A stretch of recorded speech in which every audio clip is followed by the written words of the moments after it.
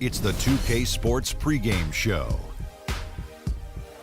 This is 2K Sports. I'm Ernie Johnson. Welcome to the NBA. We're joined by the legends, Shaquille O'Neal and Kenny the Jet Smith. Tonight, it'll be the Atlanta Hawks going up against the Denver Nuggets at Pepsi Center. Well, for Denver, they're currently holding on to the best record in the league. Not the conference, the league. They've been head and shoulders above the competition this season. And for all those teams that have wrapped up playoff spots, Shaq, what can we expect from them strategically here at the end of the regular season? Well, for the top team, Ernie, it becomes about securing home court advantage. You want to be peaking at the right time heading into the playoffs. We've seen a lot of teams, Ernie, start off strong. Where are they now? Do you want rest if you're a frontline player, if you're a guy who's playing a lot? Do you need some rest before the playoffs? You know, a lot of people answer that question, and if you played more than 8 years, yes, you need rest. If you're a young player, such as Freak, you don't need rest. No, you may have players coming back from midseason injuries, but you need to get them back into the flow. But you got to get your playoff game face on. And you know who had the best game face playoff? Alonzo Mourning? No, this guy next to us. Show him your game face. Alonzo had a good game face, too. Stop it. You look at this guy's game. Look at this guy's game face. Show him. Let me see your game face. You know what, Kenny? I lost it. I can't do it Let me see your game face. That is frightening. Oh, wait. That's not a game look. That's not a game look. That's your game book look. I can't do it anymore. Here's a guy with no game face, Kevin Harlan. Alonzo Mourning.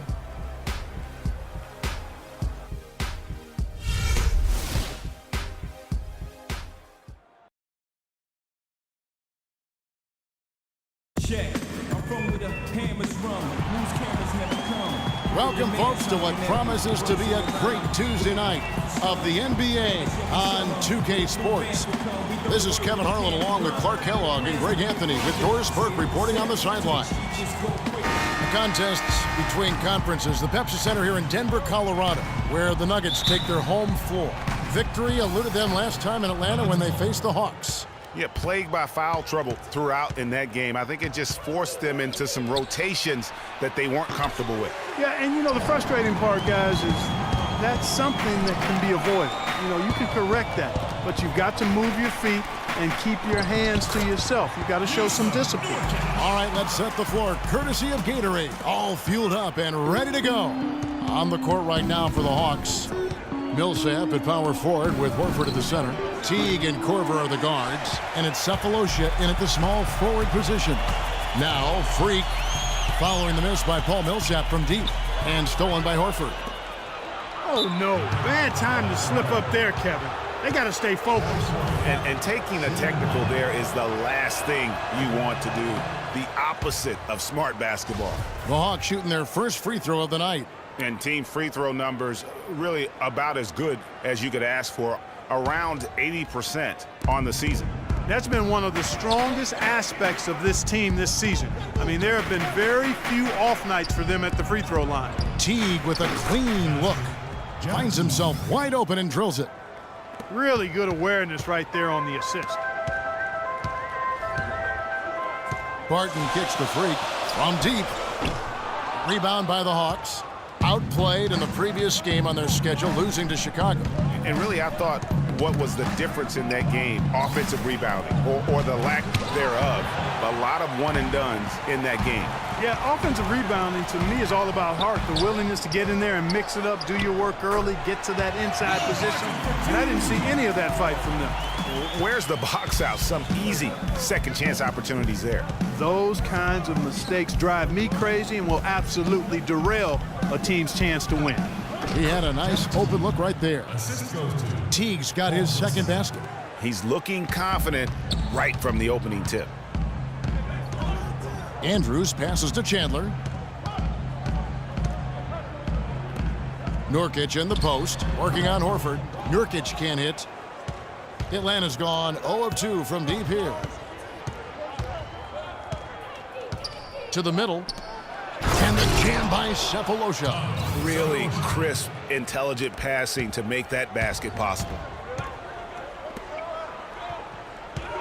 Here's Barton.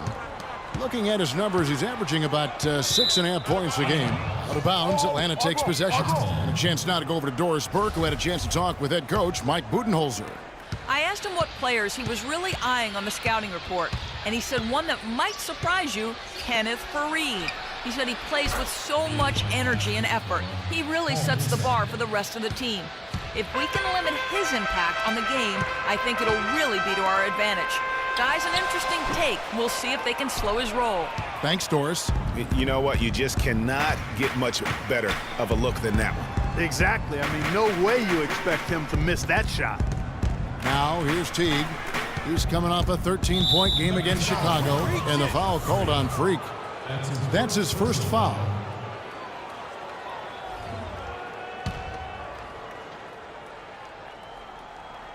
We're about 3 minutes into this first quarter. Korver, no luck. Good pick, but he just couldn't make it count. Yeah, nice job of setting the screen by his teammate there, and I'm sure he appreciated it. Yeah, I love the communication and the chemistry between those teammates. Teague with the ball, out defended by Freak. Millsap a screen. Here's Horford. Nurkic with the block. Here's Barton, covered by Cephalosha.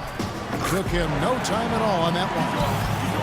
Freak's got 5 points so far. And really, how about the quick release on that triple there, because he's given up a lot of height in that matchup. Right on target you are, Greg. I mean, the quick release is what made the difference there. Any hesitation, and that shot is being blocked. Here's what Denver's going with right now. J.J. Hickson, he's checked in for Yusuf Nurkic. Alinari comes in for Wilson Chandler. And it's Moutier in for Barton. Well, I tell you what, the post play has been rock solid right off the bat. It really has, and they've created a lot of high percentage shots in the paint here already. Both teams will make substitutions.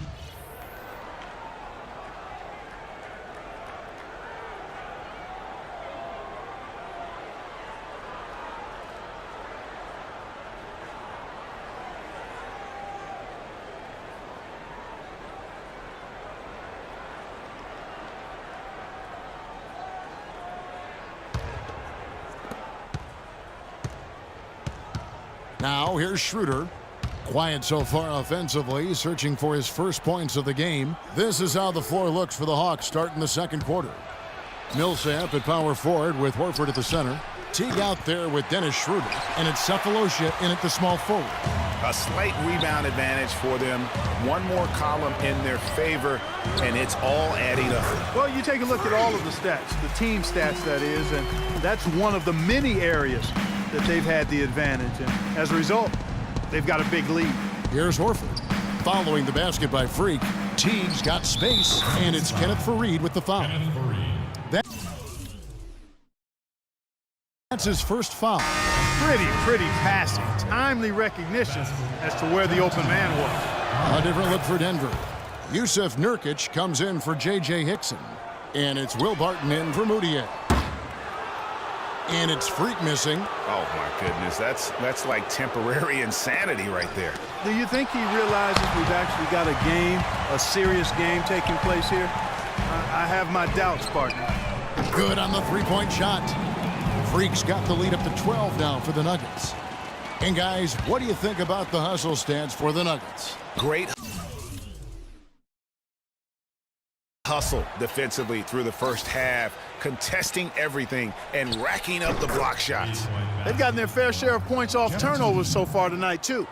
And they're just raining threes on both ends. Boy, I love the answer. You come at me with the three, I'm coming right back with my own triple. Punches it down with pop. Rubs it in. It looks like a little deeper with the hanging finish. I tell you what, they're not backing off at all, are they?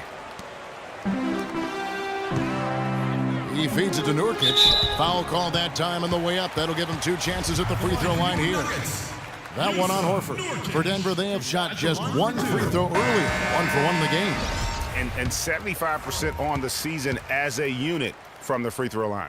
And they've made progress in that department from last season going into this one, guys. I mean, the numbers have improved.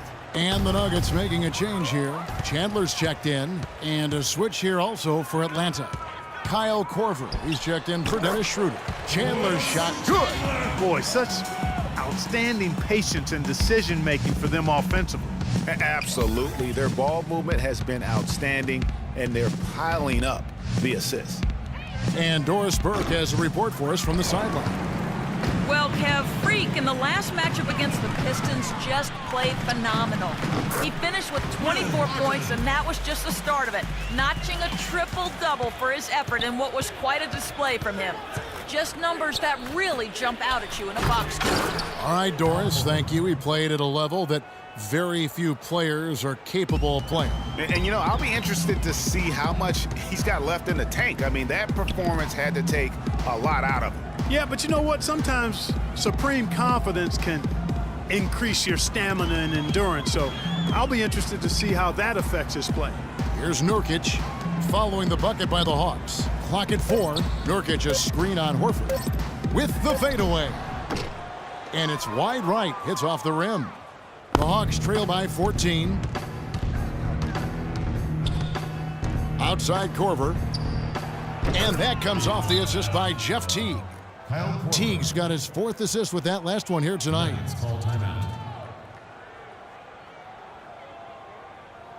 Now in the court, your And let's take a quick peek at the 2K leaderboard and the steal leaders from the point guard spot for the last 10 games. And despite the offensive responsibilities that come with being a point guard, I think he may enjoy the defensive aspect of the game even more. Well, he should enjoy it as good as he is as a defender. I mean, if he's on you, you can't relax at all. He gives opposing point guards nightmares. Activity, energy are just too much for some guys to deal with. Now here's Millsap following the miss by Freak. T kicks to Korver. Puts it up from 17. It's out of bounds. Last touch by Korver. Let's quickly take a look at the standings out east. The season nearly complete. You look at the Bulls. They've got their eye on the #1 seed as the season moves into the final stretch. Currently first place in the standings, and guys showing no signs of letting up. And of course, there's the Hawks, 3 spots below. And if you look at the Hawks right now, this season has been, it's been solid. But they just need to maintain their place in the standings and get 100% prepared here for the postseason. I really think this is a dangerous team that could be a popular choice as a playoff sleeper. Nice pass that time. What excellent vision by Jeff Teague out there. Chandler dishes to Freak. Takes a shot at the elbow, and again it's Denver. This switch has definitely been flipped to on this quarter, guys. The Hawks trail by 14, and so it looks like the Hawks will retain possession here. Lee's checked in for Denver. Urebko's checked in for Atlanta. Tim Hardaway Jr. comes in for Cephalosha. Urebko, the pass to Hardaway. Teague. Yes, and it's Hardaway picking up the assist. 11 points for Teague. And now he's taken a solid opening in the quarter and built on it here in the second. Screen by Fareed. Freak kicks to Lee. Shot off the pick. That one wide left. Looking at Denver, they got their last win against Detroit. And if you look at the numbers, guys, I mean, what jumps out at you is the balance they had offensively. Very satisfying road win because you're right. There was tremendous balance displayed. I mean, the crowd was basically stunned at how they were able to dismantle that defense. So as we conclude the first half, so far, fairly one.